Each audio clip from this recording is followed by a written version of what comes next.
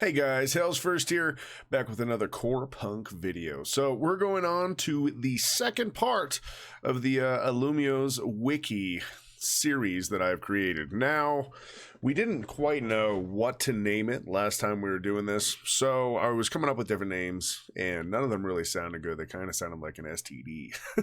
Alumio just doesn't sound right. So Alumio's Wiki is what we have settled on. This is part 2 of the series, and we're going to move forward with it right now. This one is on economy and professions. So there are 4 crafting professions: weaponsmith, artifact smith, which is a constructor, chemist, and mystic. Those are the 4. Then you've got 4 gathering professions as well, which is the skinner, the gatherer, the miner, and the lumberjack. Then there's 2 secondary professions: fishing and cooking, and last but not least, 2 social professions, but there's more in the works, and this is sheriff and hitman. Now, each one of these professions will have its own leaderboard, which means somebody will be best at weaponsmithing, or there'll be a best miner that you can possibly find. I'm guessing they're going to get better ingots, or something special is going to happen with them. Maybe it just signs the piece of gear with their autograph or something. I don't know. It's going to be fun to figure out why the leaderboard is there. Then we got a direct quote here. In our world, you'll be able to gather ore, wood, leather, and various tech items. Sheriffs will get clues to hunt down player killers. And if you're a hitman, you can pick up hits from other players, which is awesome. Right? Someone walks up to you and says, "Hey, I want this guy killed over here." And you're like, "Okay, well, I want this much." And they're like, "Here you go." And then you're just loaded. Maybe you get half up front, half when you kill them. Maybe it's all up front. Maybe it's all when you kill them. I'm sure that's something you're going to be able to negotiate with the person asking you to go hit someone. Then the question becomes, if you put a hit on somebody, does that mean they are now trackable by some item? Maybe the sheriff has a way to track them down, or to give somebody something to track them down. Something's gonna have to be there, otherwise you're just out randomly looking for this person. I don't know. I guess we'll figure that out here later on. Another quote, though, with a question: how big is the difference between items that can be crafted and items obtained from bosses? Which playstyle will be more encouraged? And they answered with, Corepunk will encourage both crafting and boss farming. By doing any of them, you can get top tier items. Which means you don't just have to kill beasts. If you're one of those people that likes sitting in town and just being that go-to vendor guy that makes everything, you can do it and still get the best shit. Another quote: Mystic will be able to craft equipment, enhancement, consumables, and Mystic can craft consumable wards that any class can use. So it sounds like the Mystic is going to be very needed in raids, or even guild wars, or even just going out as a PvP group, or even a PvE group. They're going to be used everything. Now that I just said it, it's 100% of everything, right? They're going to be needed. So you're going to want to have a friend that's a mystic, or you might just want to roll this yourself, because you might have some pretty cool shit that you can make that no one else can give you. Then we got resource veins of certain location will change their position when they respawn. This kills bots, right? Because they can't just sit there and mine in the same spot, which is awesome. It's going to make for actually thinking about where to go. I'm sure you'll know all the spots eventually, but you don't know when it's going to spawn there. Then we've got, there is a limit on the amount of professions per character, but we don't know what the limit is. So if I had to guess, I'd say you can be one of each, right? So you could have 4 total, maybe 2 of the gathering and 2 of the normal professions. I don't know. I have no idea. But there are no crafting limits, meaning you can just craft forever and ever. Then you can enchant items using special consumables. Bonuses are not randomized, so you always know what you're getting from an enchantment. Shit, can't talk. Which is going to be sweet, because the Mystic's going to be able to give you enchantments to put on items, and I'm guessing those will be a permanent boost. Mystics are going to be making bank, promise you this. Enchantments are different types of bonuses that boost stats and grant certain minor effects, and enchantments will not have a chance of failing.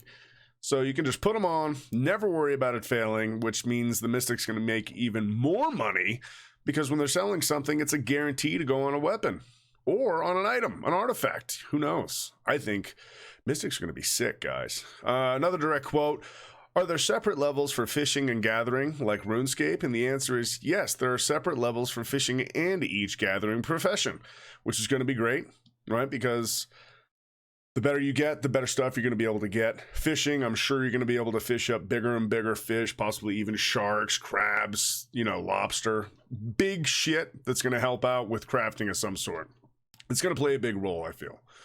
Now we got another direct quote question again. From what we have seen, backpack items are what determine your inventory size. Can one of the professions craft backpacks, and are they different types of backpacks?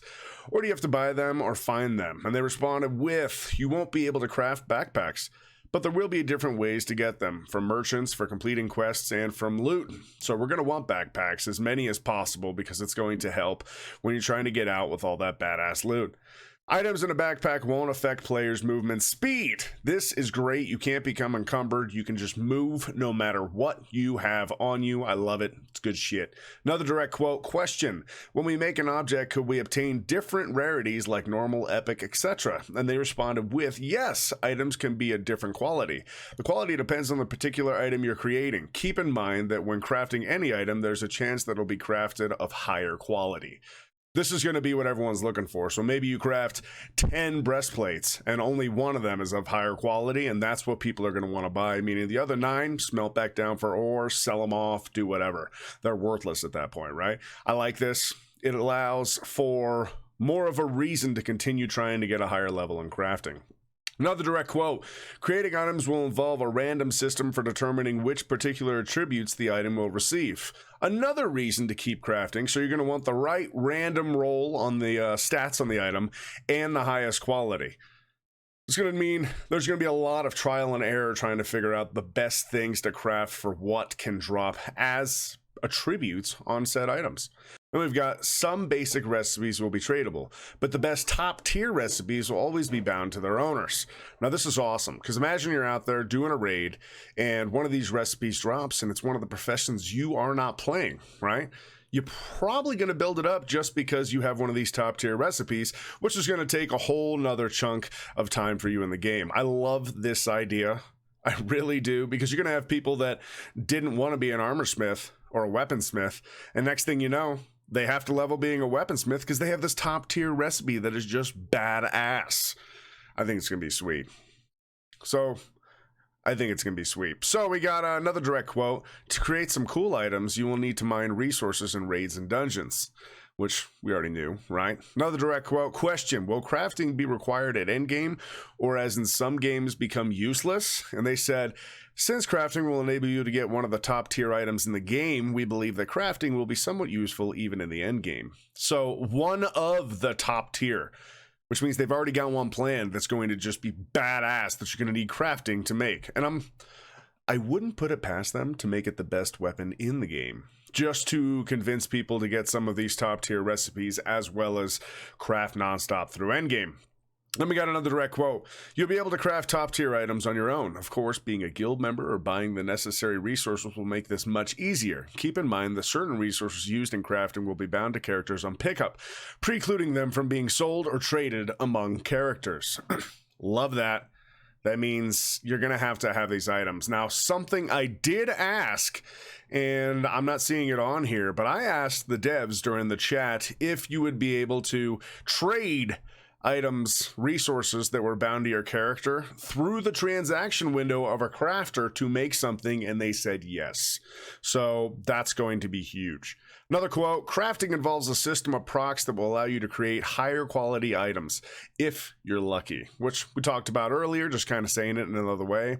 Then we got, there's a looter talent tree to increase output from gathering professions and killing mobs, which is really cool. I don't know if I'll be using it unless I'm just trying to main a crafter, which we might have, alts that are just crafters, who knows. Farming is planned for post-launch. And then you've got another direct quote, there is no need to repair artifacts and weapons, but you will have to spend some money buying from NPCs must-have consumables to build such things or to keep you alive. Health potions, mana potions, that kind of stuff. Then you can get fossils from mining, different gems including precious ones, precious metal nuggets, salts, and various substances. So I'm wondering which one of those is going to be most worthy. I'm sure the gems will be good for enchanting, as well as precious metal nuggets for building things, salts, and various substances. I mean, there's going to be tons of things you can do with this. I'm just literally speculating at this point. Then we've got the size of inventory can be expanded, and there will be bags for different types of resources, meaning you'll have one for your gathering resources, you'll have another one for your loot maybe, another one for armor that's been built or stuff that you're going to be wearing. I don't know. There's going to be plenty though. The looter talent branch is intended for players who do lots of gathering and crafting activities, and also has a talent that gives plus 10% gold to everyone on their player's party. This is huge, which means you're going to have somebody running this looter talent at all times in your party, because I'm assuming gold is going to be very big in the game. Then we got, there are no low-level resources. All resources are needed at all levels. Now this is sweet. That means you're never wasting time on resources. Like some of these games when you just run around at the beginning and try and get everything on the ground, you're just wasting a bunch of time because you can't use those resources in the future. You just end up selling shit back. This is pretty sweet. So this is my second episode in the Alumio's Wiki series, and I hope you guys are enjoying it. If so, please drop me a subscribe. I truly appreciate it. And as always, I'm HellsF1rst, and until next time, ta-ta.